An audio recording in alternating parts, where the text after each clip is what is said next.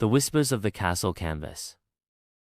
The old castle stood over the town, a silhouette against the dark twilight sky.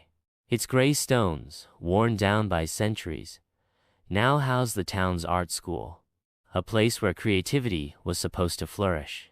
But lately, a strange uneasiness had settled among the students. Eliza, a budding sculptor with a wild tangle of red hair, frowned at her clay. For weeks, the art supplies had been acting strangely. The paintbrushes would disappear, only to reappear later in the wrong jars. Sketchbooks opened to pages filled with meaningless scribbles that no one remembered making. And then there were the whispers, faint whispers that seemed to come from the very walls of the castle. "Did you hear it again?" she asked Matteo, a quiet boy who found solace in drawing landscapes. His normally serene gaze was troubled. "Like I'm turning the pages, but no one's there," he murmured, drawing with hesitant strokes. "Last week, my charcoal drawings rearranged themselves into a face. A very angry face. Her art teacher, Miss Ashley, a woman as vibrant as her paintings, tried to dismiss it as an over-the-top imagination. The castle has character," she chuckled as she adjusted her glasses.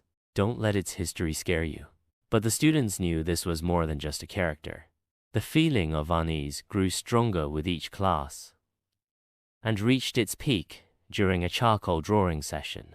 Matteo had been meticulously sketching the castle's grand staircase when his charcoal stick suddenly snapped, the tip pointing straight into the corner of the room where a dusty tapestry hung. The tapestry, a faded scene of knights and dragons, had always been ignored. Propelled by a sudden, inexplicable impulse, Eliza stepped forward and ran her fingers along the edges of the tapestry. As she did so, a small, almost invisible seam, hidden among the embroidered leaves, gave way.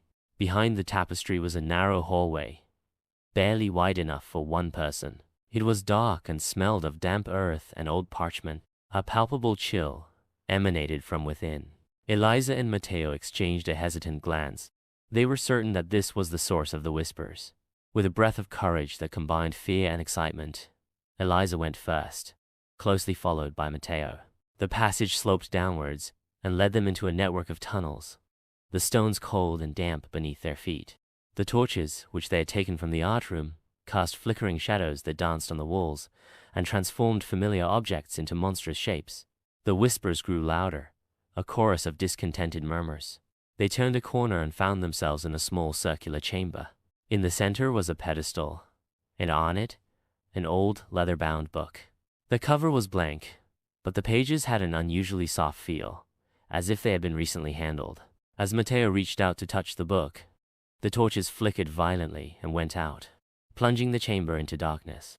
There was a sudden gust of cold air, and the whispers intensified into clear sounds, like words spoken in a language they did not understand. Panicking, Eliza quickly found her phone, its weak light piercing the pitch black. They opened the book, and as if on cue, drawings began to appear on its pages. Pictures of former students, faces that seemed long forgotten. They were all painting or sculpting, but their expressions were tense and their eyes filled with anguish. Then a page turned, and a drawing of the castle itself appeared, but with an eye, a large, menacing eye, where the main tower should be. It was watching them. Eliza and Matteo understood. The castle was not only old, but alive.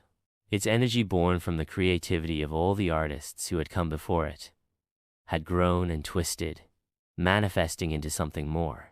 They realized that the whispers were pleas, cries for help from the trapped spirits of the previous artists. The eye above the page pulsed, and a thick blackness arose from the book, forming a swirling black cloud. The cloud threatened to engulf them. Eliza reacted quickly, grabbing the book and slamming it shut. The cloud receded, but the threat remained. They knew what they had to do. They had to release the trapped creativity and restore balance to the castle. They looked at each other, united by their shared experience and a newfound determination. They began to draw on the pages of the book, not in fear, but in joy, filling the pages with vibrant colors, fantastical creatures, and awe-inspiring landscapes. Their energy, resonating in harmony with their art. Slowly, the pages became clearer. The trapped faces began to smile, and the menacing eye of the drawing began to fade, replaced by a warm, welcoming light. The swirling black cloud shrank until, finally, it dissolved completely into nothingness. The whispers quieted, replaced by a soft, contented hum. The torches relit, illuminating the room.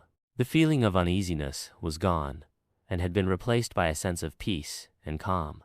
They closed the book and placed it back on the pedestal. As they retraced their steps, they felt lighter, as if a great weight had been lifted from their shoulders. When they returned to the art room, they noticed that the art supplies had been returned to their proper places. The sketchbooks were filled with their own creations, and the room felt warm and welcoming. Miss Ashley, who had been very worried, was quick to hug them both. From that day on, the whispers in the castle were no longer disturbing. They were the sounds of creativity, the joyful artistic inspiration, a reminder of the mystery they had unraveled and the bond they had forged with the castle and with each other. And Eliza and Matteo, the silent artist and the passionate sculptor, knew that sometimes the greatest adventures cannot be found in far-off lands, but within the walls of our own classrooms. The art school in the former castle remained a place of creativity, no longer haunted, but truly alive.